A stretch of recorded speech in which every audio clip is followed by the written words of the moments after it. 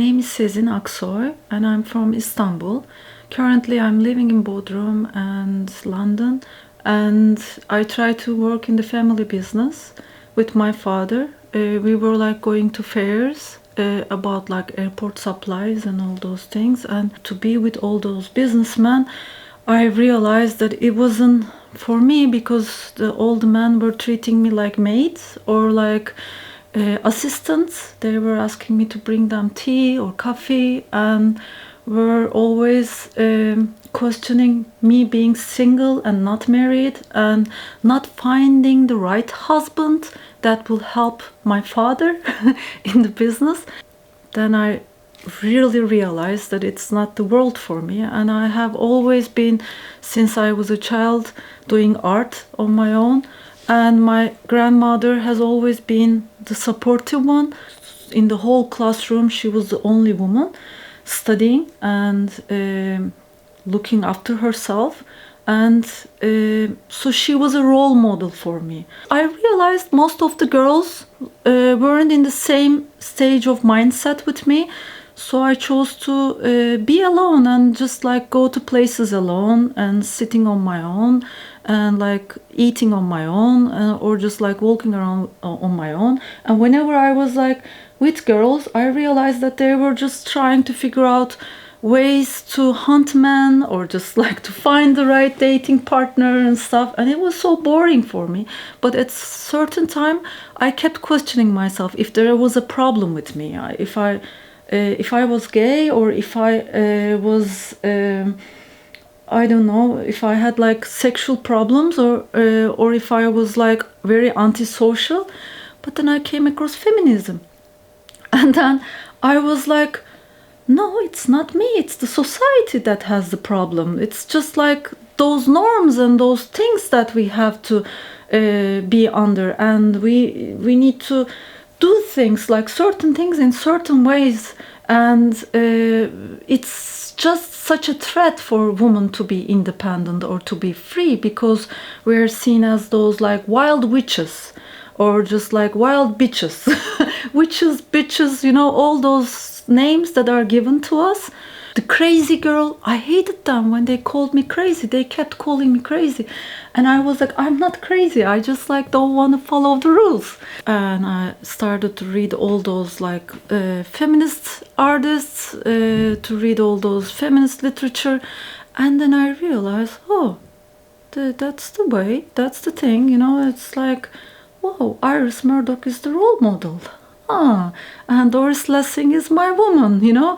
Virginia Woolf said it years and years ago, so there is nothing wrong with me. I kept it to myself because I thought that maybe speaking up as a feminist wouldn't be the right way, because I didn't want to get more criticized.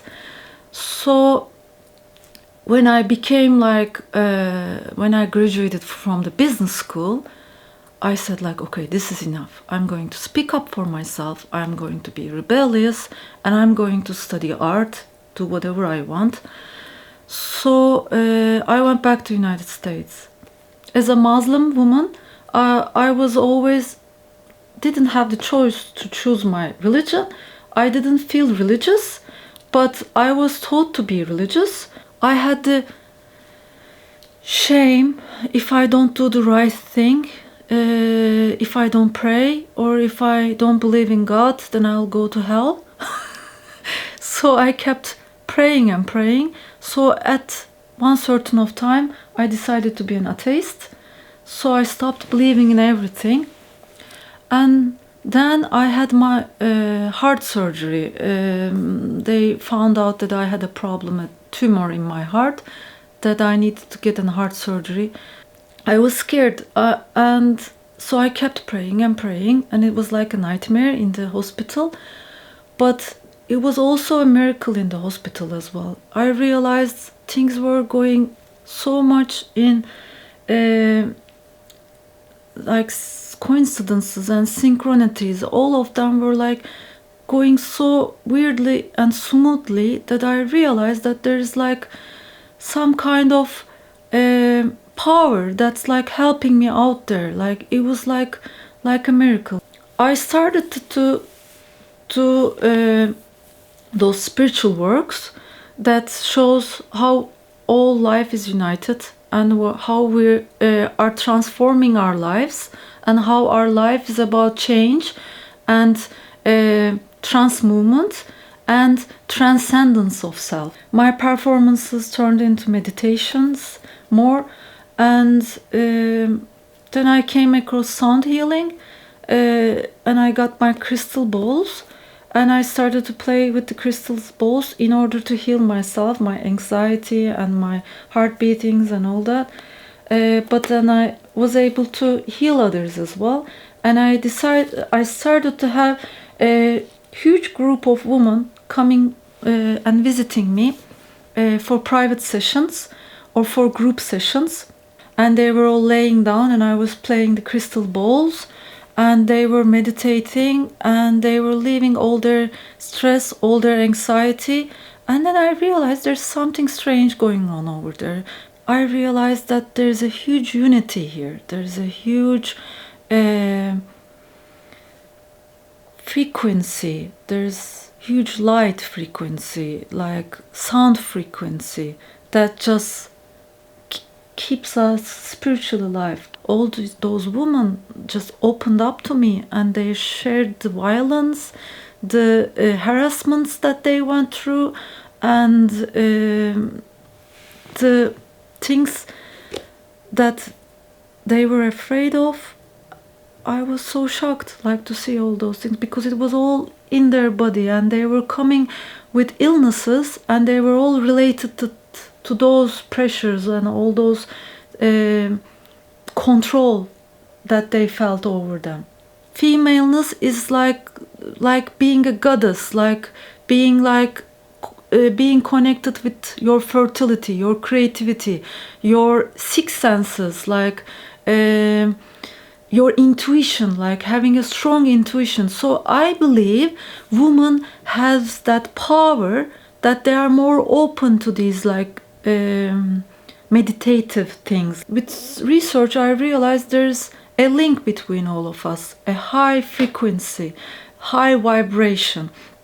It's the Schumann Earth's vibration, also EKG, the heart vibration, and also the vibration of the trees, the plants, and everything. The light, the vibration that connects all of us. So it's just like when you meet someone, you know, you're like, oh, I have known this person all my life. It's because of that frequency that they give. So when you're like standing like further away from them, you feel their childhood, maybe when they were born. When you come closer, you feel their pain, like from their present life. And if you're really connected with the person, if you're really meditative, and if you have really high intuition, you can touch that person and heal that person. It's not only the balls or Reiki, it's just like the power of our frequency. It's like art. Art is just like an instrument or an equipment for us to show our self or our inside out, like with the colors. Colors has the frequency, of course. Like colors has like there's color therapy, light therapy, so of course. So painting and like filming or photography has a strong, very strong power of healing as well.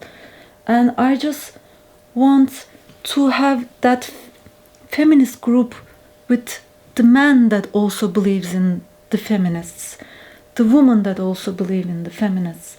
And I just want to awaken the femininity in men as well. So I believe it's so pressed right now that there's like issues with sexuality and with gender. But if we are open to our dualities about like feminism, masculinism, masculinity, femininity, goodness, badness, and if we go over all these ethical issues, we could be like flowers, like we could bloom.